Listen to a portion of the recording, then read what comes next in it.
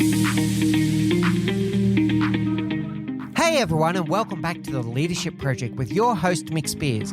We bring you thought-provoking guests and topics every week to challenge your thinking about leadership. Our aim is to help you become the leader that you wish you always had as we learn together and lead together.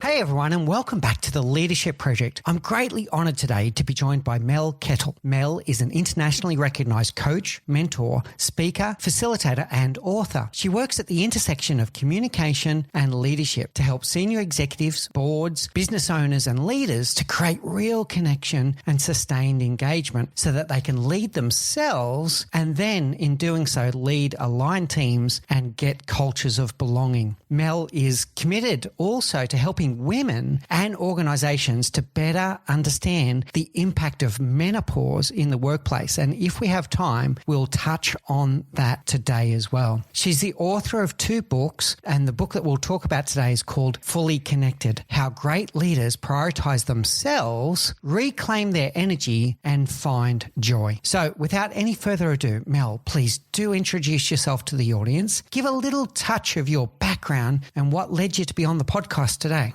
Oh, thanks so much, Mick.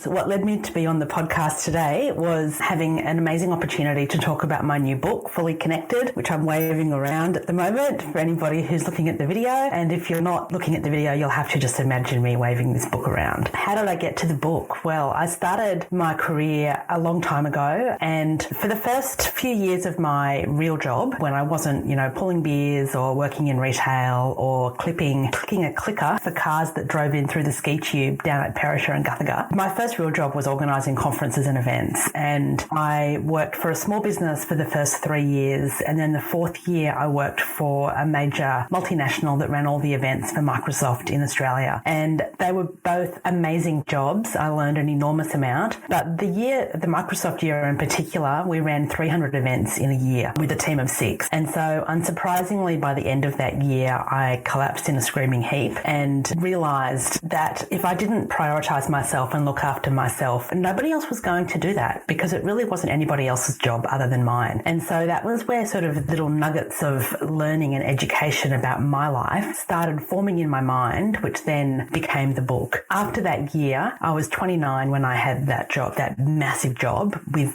massive budgets, huge responsibilities. And probably about 3 months before I turned 30, I wasn't feeling well. I hadn't been feeling well for ages. I went to see my doctor and he took my blood pressure, and I'll never forget his words. He said to me, "I don't know how you're walking around still. I have never seen anybody your age with blood pressure this high. If you don't make some major life changes, you'll probably have a stroke before you turn 30. And so I thought, life's pretty short. I don't want to have a stroke before I turn 30. Let's do different things. Let's make different decisions. Let's take back control of my life so that I live a life that's healthy and that's happy and that helps me achieve things that I want to do." So firstly, I want to say congratulations on the success of the book, and we're going to work to the book, but I can't help but interrupt and talk about a 29-year-old who's getting told essentially that you're a ticking time bomb walking around. How did you react to that? It took a while for that information to sink in, and there were a whole lot of other tests that had to happen in order to make sure that I wasn't going to just collapse in a screaming heap. But one of the reasons that I went to the doctor was because I'd been having chest pains fairly constantly for a couple of months and thought that's not normal and that's not good. And I'm really grateful. I had a doctor who had trained in Eastern medicine as well as in Western medicine. And so he looked at things holistically rather than just assuming that I would be prepared to take drugs. And so working with him, obviously we had Western medicine checks. So I wore one of those blood pressure monitors for 24 hours. I had ultrasounds of my heart to make sure that was healthy. And fortunately, because I was pretty young and quite healthy, the stress hadn't caused lifelong damage to my heart, which it can for so many people. And he said to me, "Why don't we do a lifestyle check for 3 months and see if we can get your blood pressure down that way rather than just immediately starting to take drugs?" And So I started to make small changes in terms of what I ate, what I didn't drink, like not as much alcohol and caffeine, and doing a bit more exercise. But the one thing that he said to me, which made me laugh then and makes me laugh now, is he said, go to some comedy shows, watch comedy on TV and, rent some comedy videos. This was in the 90s, so DVDs were just coming in. And so I took that advice because he said, when you laugh, you can't feel stress. He said, laughter and stress do not go hand in hand. And so he said, even if it's just laughter for half an hour a week or, half an hour a day, if you watch some funny shows on TV, he said that will make you feel better about yourself and that will start to improve your internal hormonal system that was all out of whack from the pressure of the job. And so that was such great advice. And while that was no substitute for drugs in the end, it did remind me, and it constantly reminds me when I'm in stressful situations today, that laughter really is one of the best medicines that we can have. Yeah, really powerful stuff there, Mel. And I've got to say that fun is one of our 5 fundamental human needs. I'm up there with survival, love and belonging, power, the need for freedom. One of those 5 is fun. And sometimes we forget that, including in the workplace. Absolutely. Years ago, when I was in a government job, I moved from Sydney and Microsoft to Brisbane and having no idea what I was going to do. But I fell into this amazing government job in the Queensland state government. And one of the things that we did as a team was we talked about our core values as a team. And this was a team of about 15 people. And one of our values was fun. And so we made sure that we had as much fun as possible in the workplace. Although, quite ironically, the guy in the team who was, I guess, the team clown and sort of like the court jester was always making jokes and making us laugh. He was the one who didn't believe that fun should be a value in a workplace. It was such a disconnect from who he was and how he behaved to what he actually believed. But, we all overrode him. And so we made fun one of our values. Yeah. I want to go on a little bit of a tangent here. So I'm going to applaud people that build fun into the workplace. And just listening to that story, and we're not here to do a clinical diagnosis on that individual or anything like that. As a leader, one thing to watch out for is whether people that are outwardly humorous, whether it's actually masking something deeper for them. And I don't know if that individual is like that, but it's just a little warning sign that sometimes the laughter can be a coping mechanism that's covering something deeper, as opposed to, hey, team, you know what? Life's too short. Let's have a bit of fun today. Does that make sense, Mel? Oh, it absolutely does. And I don't know if that was the case with this particular person because he seemed to have fun outside of work as well. But I absolutely agree that it's something to look into and to consider if there are people like that in the workplace. It's like clowns who are, often sad in real life. Robin Williams was the person that was popping into my mind. He's one of the funniest guys in history, I'll say, and yet that was masking something very deep with him, right? Yeah, I can think of a few other people like that as well, who have a professional persona of being fun and filled with joy, but who actually are not. I want to come back to age 29 again now. And you mentioned a lot about lifestyle changes, and well done. You're with us today, and obviously your health is much better than it was back then. I want to ask a different question. What work style changes did you make? Oh, well, I quit that job. I went into the office. So this conversation with my doctor was probably October, November. And I'd been coming off the back of a big chunk of work and a huge number of events, and spoke to my boss, who just said, well, you've got to get on with it because it's your job. So the first day back in the office after Christmas, my boss said, hi, how are you? And my first words out of my mouth were, I quit. And he looked at me and said, what? And I said, oh, I didn't realize I was going to say that. And he said, did you mean it? And I said it. So yes, I do mean it. So I quit that job and I moved to Queensland. I had no job when I moved. I had nowhere to live. I had one really good friend who lived in Brisbane, and she put me up. I slept on a mattress under their dining table because that's the only space in the house for another body to sleep, and found somewhere to live, got a great job, and completely changed my life. And the job that I got was as the marketing manager of the Brisbane Festival, which is a performing arts festival in Brisbane, one of the biggest performing arts festivals in the country. And it was such a great job, but the work culture was so different for anywhere I'd ever worked. At 5:05, there'd be nobody in the building because that 5 o'clock was when you went home and you'd done a solid day of work. And one of the things that I loved about this job and this employer was that they valued focus and outcomes and not hours behind your desk. And so that was a really good lesson for me, and something that I took to future jobs, and something that I maintain now. I work for myself. I've worked for myself for 16 years. And one of the reasons I chose to go into self-employment was because I wanted to have have more holidays and more breaks and have more control over the work I did, who I did it with and when I did it and how I did it.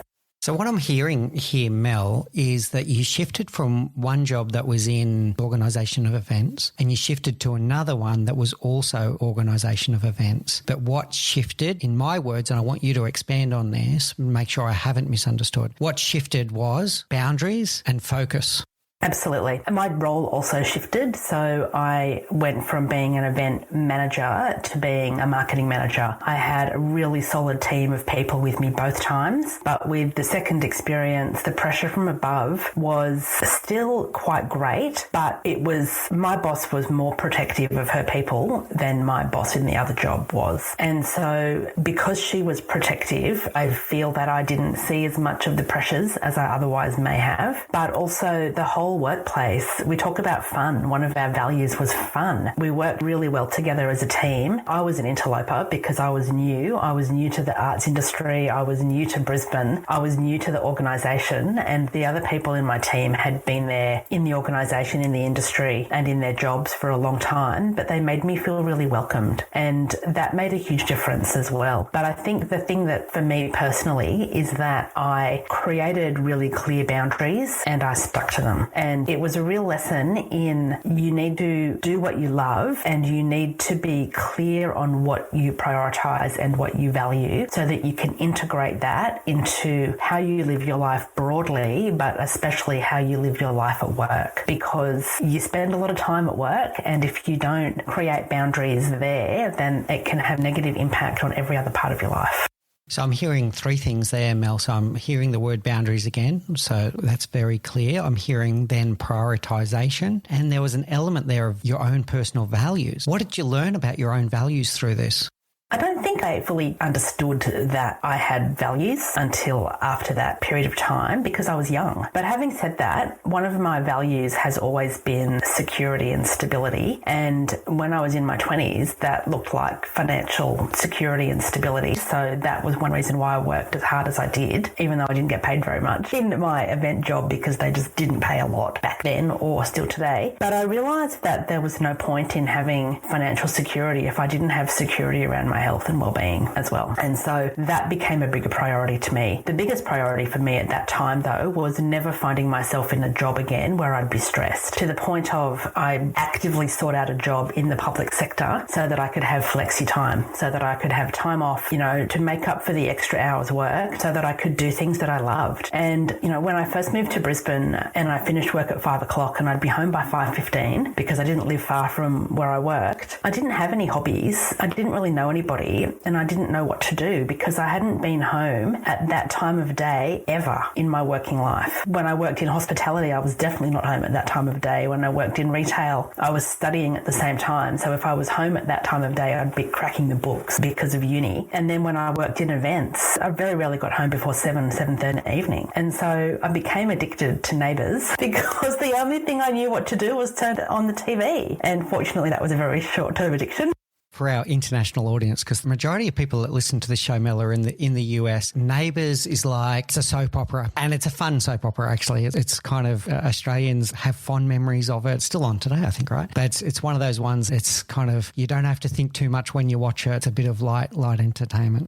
All right, I want to come back to Mel as she shifts from her role at 29 and goes to Brisbane, and we've got these boundaries in place now, but we skated over something I want to go a little bit deeper on. Tell me what role focus had in this transition.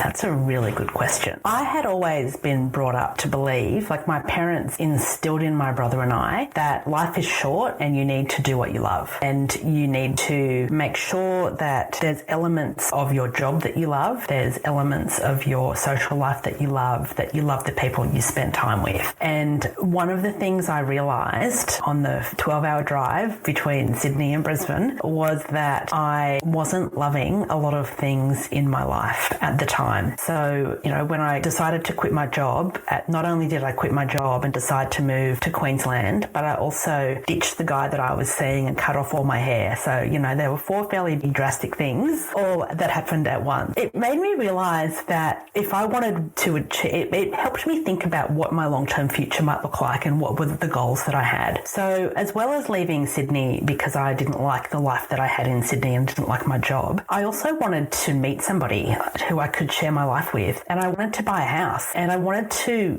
have hobbies and have time for hobbies. And I couldn't imagine myself doing any of those things in Sydney because I worked all the time. And if I wasn't working, I was sleeping because I didn't have any, that was all that there was time for. I was working 80 hours a week, most weeks. And I couldn't afford to buy any real estate in Sydney because I wasn't earning enough money, and the banks weren't prepared to lend me what was required, because back then also the banks didn't lend you the enormous amounts of money that they're prepared to lend you today. And so I was really determined that I wanted those things to happen. And within about 2 years of moving to Brisbane, I did buy a house, and I paid about the same amount of money for a 3-bedroom house on a good sized piece of land, a 30-minute walk from downtown Brisbane. I remember I bought that house the same time my brother and his wife bought an apartment in Sydney, and I paid less for my house than they paid for their very, very small 2-bedroom apartment. And then a couple of years after that, I did meet someone, and, we've now been together for 18 years, and we had the time to get to know each other,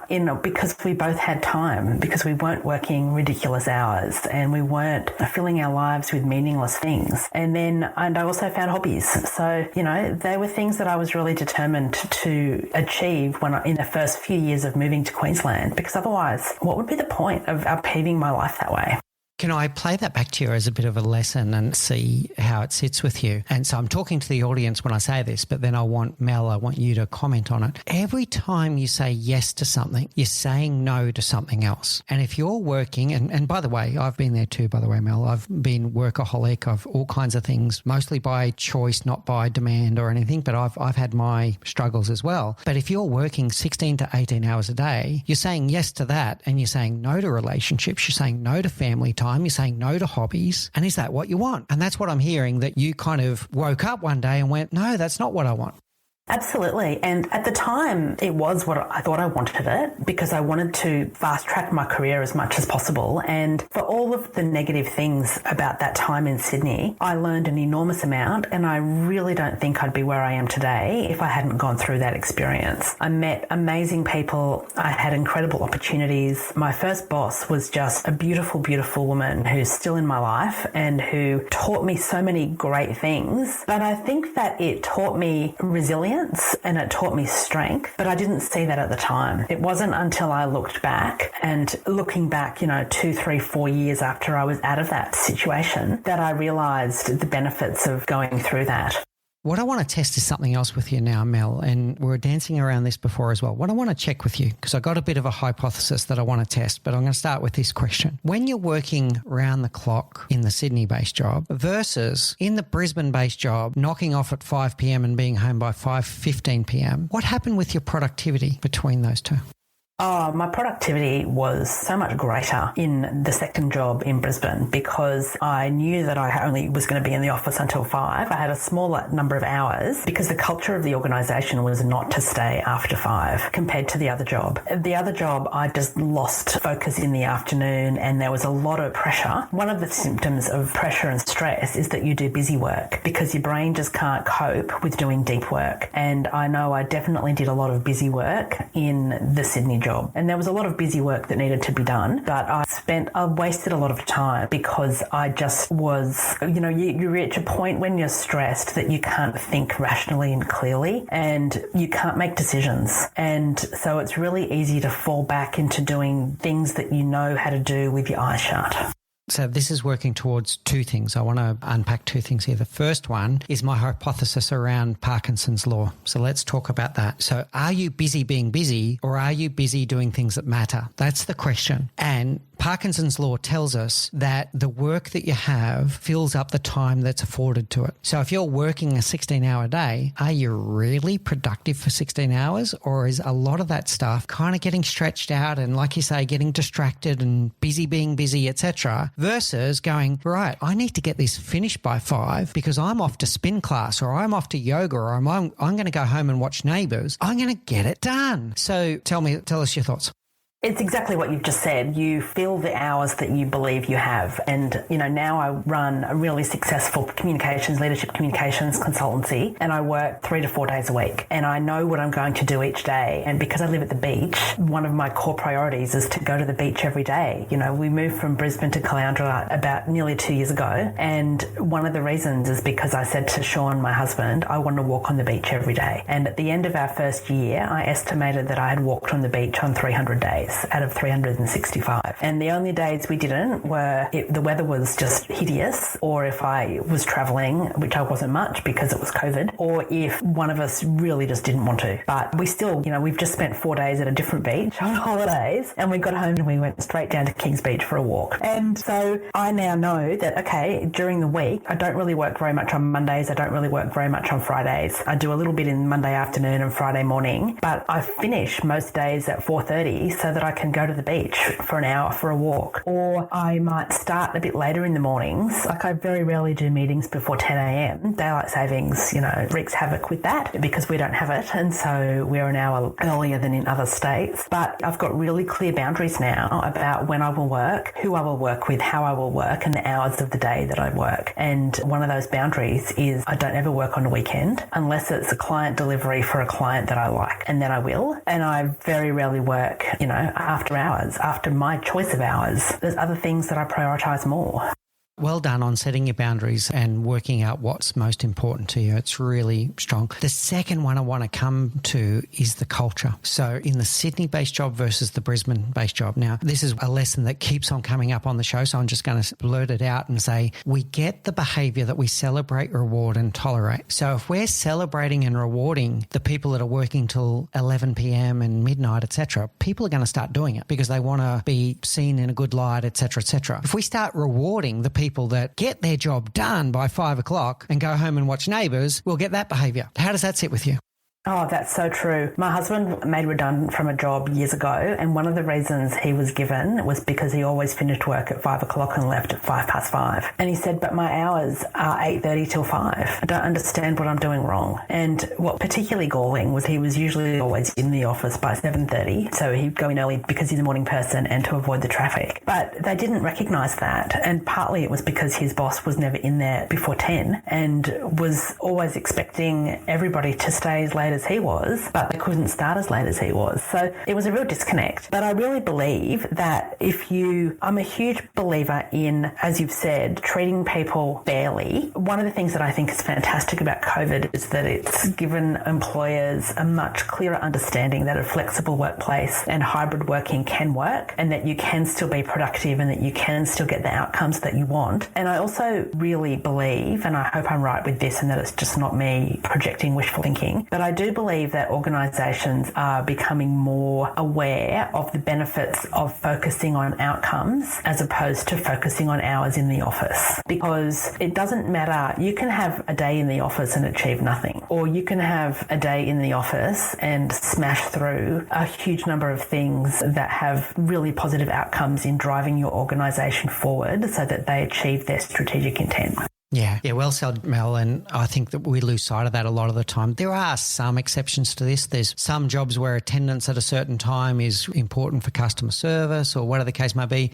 Absolutely. And, when I was in government, I had a media team, and I used to say to my team, I don't care what time you start and finish, you know what you need to do to get your job done, but somebody needs to be in the office Monday to Friday between 8 a.m. and 6 p.m. because that's when the media will ring us. And I don't care who it is, and it can just be somebody who can take a message and then can call the relevant person on their phone as long as they're available, but somebody needs to be in the office. And we had 2 teams teams that alternated different work. And I said, work it out amongst yourselves. But because we had a big team of people, we had people who naturally wanted to be in the office really early, and we had people who naturally wanted to stay till 6 because that suited their lifestyles. But I think having that conversation with people and asking them what works for you, what do you want? Here's the parameters of what I expect in terms of both time and outcomes. What works for you? And if that doesn't work for you, then let's have a conversation about how we can make it so that it does. Because at the end of the day, as an employer, you want your workforce to turn up and do the best job that they can do. And as an employee, I don't know any employees that turn up at work going, I'm going to be the worst person I can today. Maybe there are, but I've never met them and I've never heard of them, because I genuinely believe that everybody goes to work wanting to do their best. Their best might not be what you think their best should be, but that's probably because everybody has a different life and different things happening. And if you don't talk to your people, you're not going to know what else they've got going on in their life.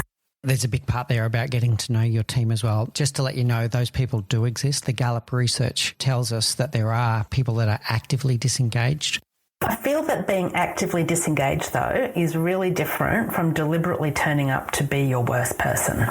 Okay, so the Gallup research tells us that there are people that do turn up with a purposeful intent to start undermining and start looking at kind of even almost spiteful kind of undermining of people that have treated them badly, etc. But it takes a huge amount of poor treatment before that happens. So they do exist, but they're rare, and it's usually through a big chain of events that led us there.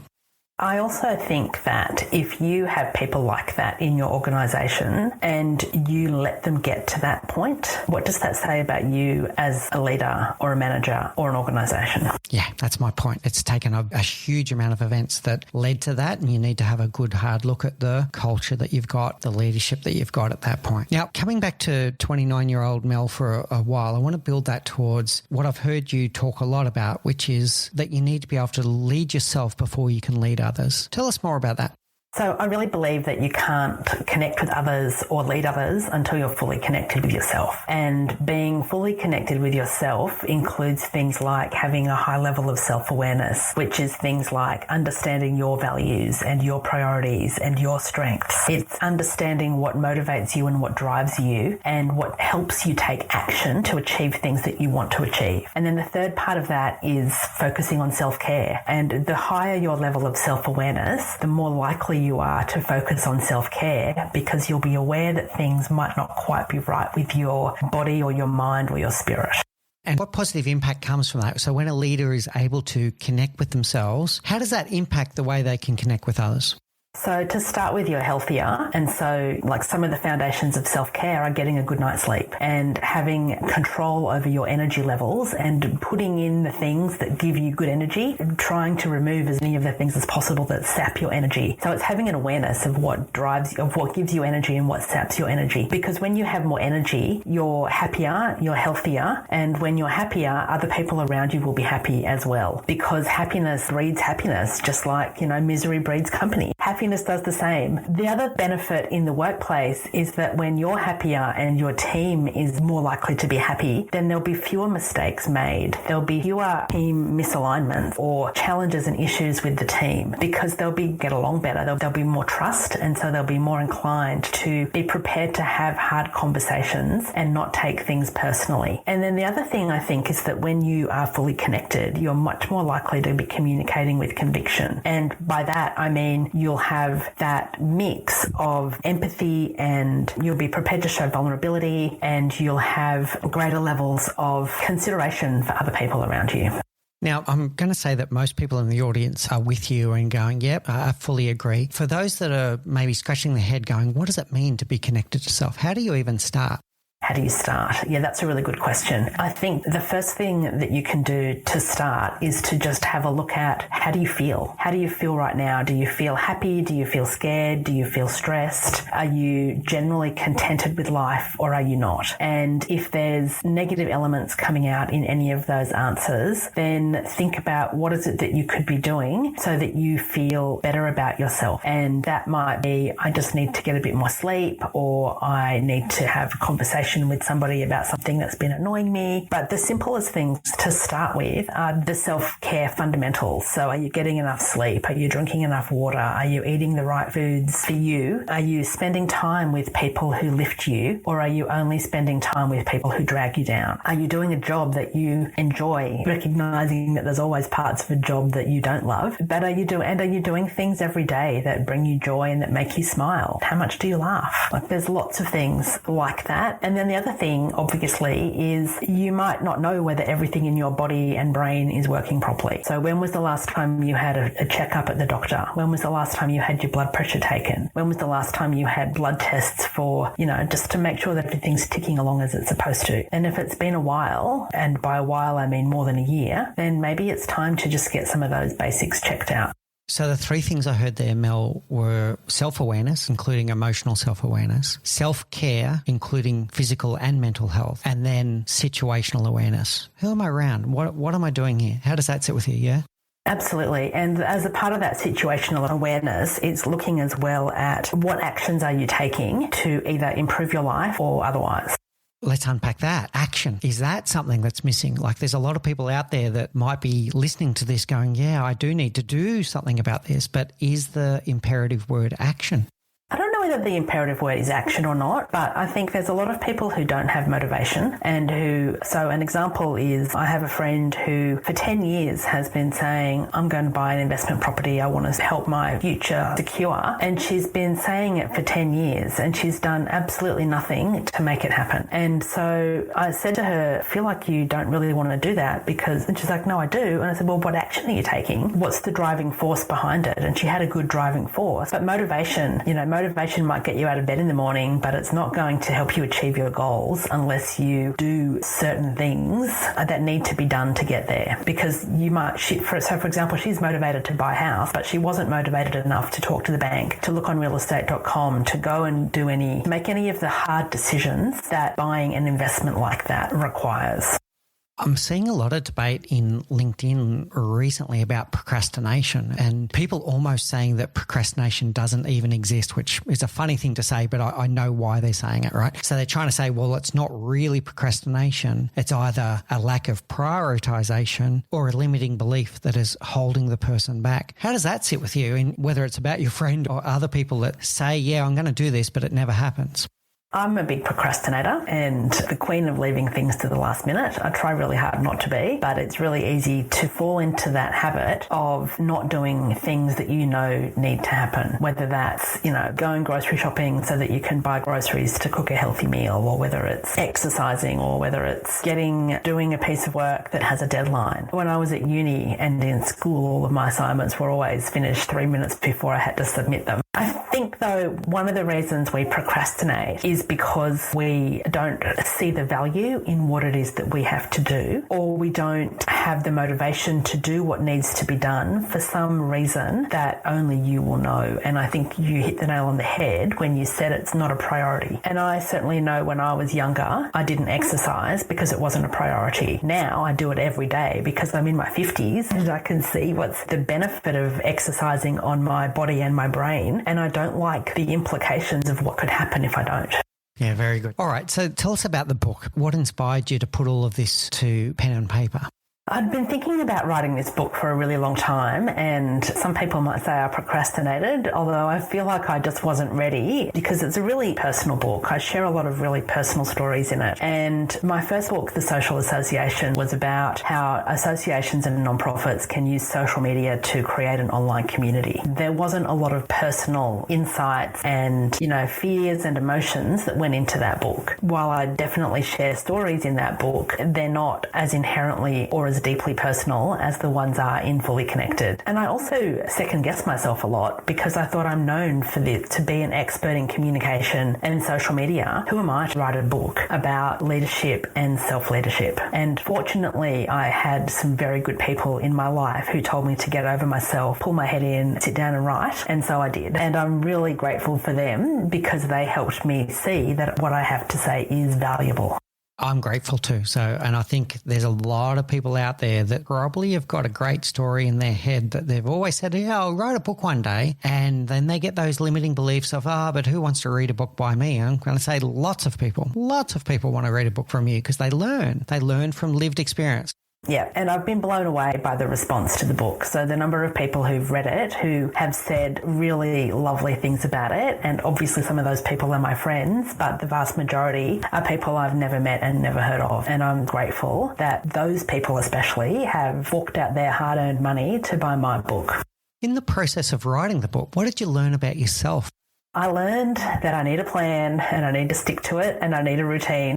And going back and reliving some of the things that you've been through, any new lessons emerge for you? There were definitely some insights from some of the things that I wrote about in the book, and there were also quite a few stories that I wrote for the first draft that didn't make it into the book because they were too deeply personal and I wasn't ready to talk about them, or because they involved other people and it could have caused pain or brought up emotions in other people that were involved in some level in the story that I didn't want that responsibility for. And, you know, one of my mentors, Matt Church, says don't do therapy on the stage. And by that he means don't share stories that you haven't fully worked through all of your emotional ramifications of. And there were a few stories that I was going to put in the book and I just thought, no, I haven't worked out all of my emotional shit around those stories yet. So they can't go in the book. All right. So I want to come back to what you just said about don't do therapy on stage, because a lot of people saying we want people to be vulnerable on stage and share openly. But the key message I heard there, Mel, was, yeah, but make sure it's something that you've already processed that emotion and you kind of understand it before you share it. Is that what I'm hearing?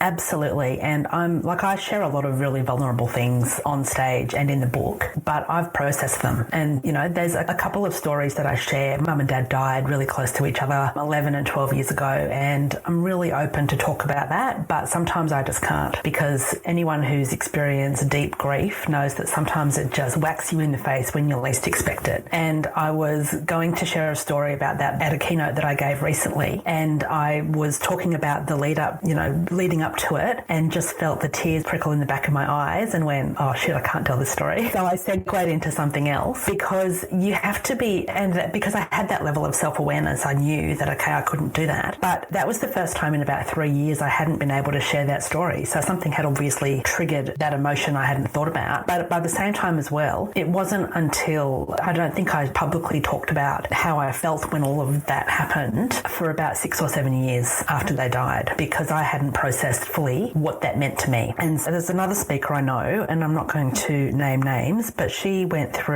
talks about a really deeply personal thing that happened to her when her marriage broke down. And I've heard her tell these stories quite often, and it was really clear to me the first few times she shared it, she hadn't fully processed all the emotion, because a lot of anger and bitterness came out when she talked about her ex. And I thought, really probably not ready to be sharing these stories yet in front of the number of people that you are, particularly when there's some people in the room who've probably gone through the same thing as you.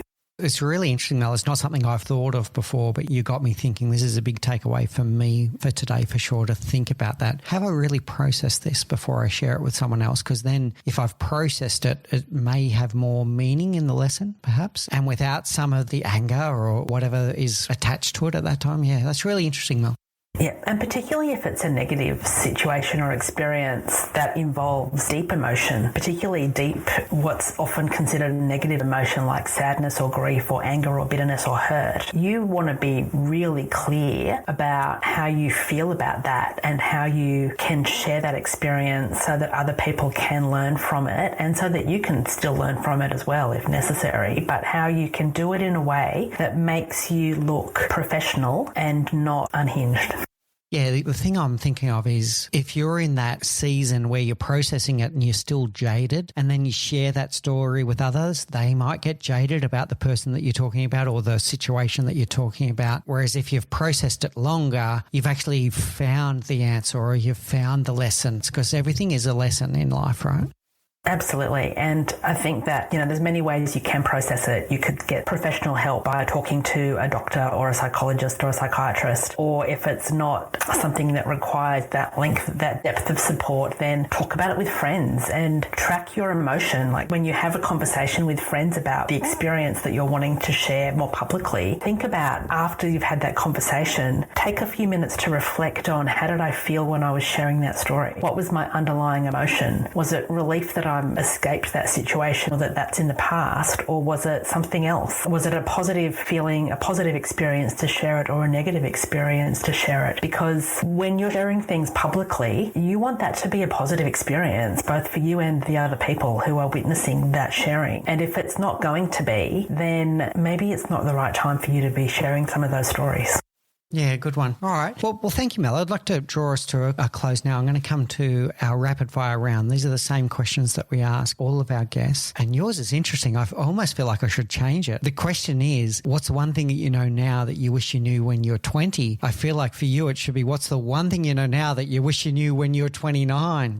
My answer would be a bit different, but when I was 20, I wish I'd understood boundaries, because if I had understood them, I don't think I would have found myself having that conversation with my doctor at 29. And actually what was really interesting is I nearly didn't take that Microsoft job because I had planned on resigning from the company that I was working with, and I had planned on moving to Mexico for a year to learn Spanish and to travel. And then I got headhunted into this job and my ego just went, how can you say no? And within about a month, I thought I should have said no. And I also thought, but I don't know how to resign. I've only been here for a month. So the other lesson is, deep in your heart when you've made a decision that's not right for you, and there is absolutely no shame in changing your mind after you've made that decision, particularly if it's to do with a job or a person or something that could potentially have a really detrimental impact on your world.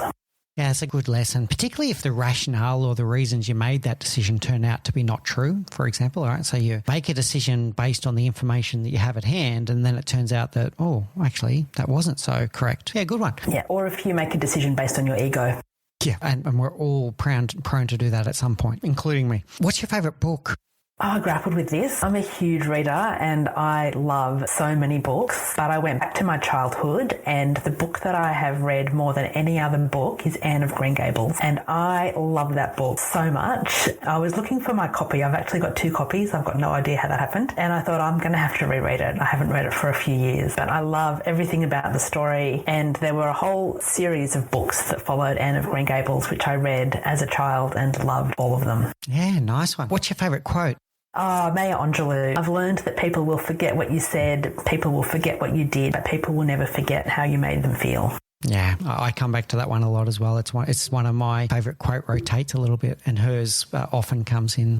Same. The other one is what you said earlier, when you said if you say yes to something for somebody else, what are you saying no to for yourself? Paulo Coelho originally said something along those lines. I've forgotten the exact words of the quote. It's in the book though, and that as well is something that I really love. Yeah, really good. And finally, Mel, how do people get in contact with you if they'd like to know more about your books or about what you do? So my website is melkettle.com, and I'm all over LinkedIn, Twitter and Instagram. And if you just Google Mel Kettle, then you'll find me. I own the first 4 or 5 pages of Google. Well done, Mel. It's been a great pleasure talking to you today. I learned something today for sure. I know our audience will as well. So thank you so much for your time today. Thank you for listening to The Leadership Project at mixbeers.com. A huge call out to Faris Sadek for his video editing of all of our video content, and to all of the team at TLP. Joanne Goes On, Gerald Calabo, and my amazing wife, Say Spears. I could not do this show without you. Don't forget to subscribe to the Leadership Project YouTube channel, where we bring you interesting videos each and every week. And you can follow us on social, particularly on LinkedIn, Facebook and Instagram. Now, in the meantime, please do take care, look out for each other, and join us on this journey as we learn together and lead together.